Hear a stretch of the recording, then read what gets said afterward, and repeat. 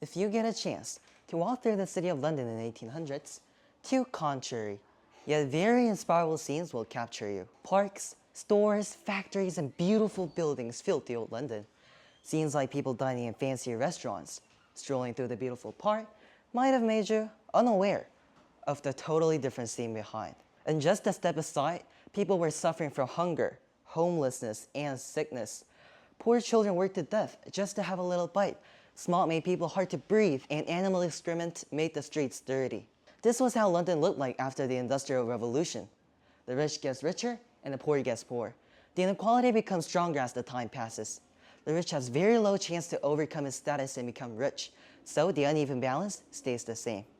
The rich and poor lives very different lives. The poor worked on dangerous mines. Because there were no good safety facilities during that time, many people died in explosions, cave-ins, and falling down mine shafts. Children as young as 4 were forced to work as a jar, pulling the heavy carts attached to their waists with a chain. They crawled on all 4s, pulling the heavy carts. Poor children also worked as a climbing boy. They climbed up the chimney and swept the coal dust on their way back down. If the boys got scared and stopped climbing, their boss would start a fire or jab their foot with pins to make them go faster. This was how poor kids earned their living.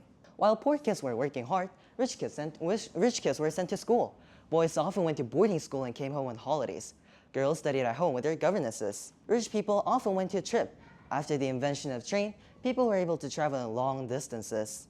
On summer holidays, many rich people went to the beach. There were people trying to tell the world about this inequality. Charles Dickens, the master of literature, was one of them. He had experienced both poor and rich. In his early years, his father borrowed a lot of money, which led to a problem with debt.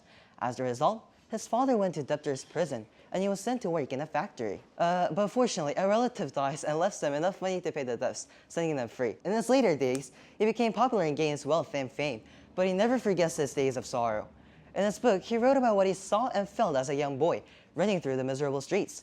Stories like Oliver Twist and Christmas Carol was written with this background. Forgotten and disregarded people appear in this novel, telling the world about this inequality. It is by him and other people's work that differences started to appear, and the way we live has changed. For just about 200 years ago, poor people were not even treated as a human being, making life of the poor miserable.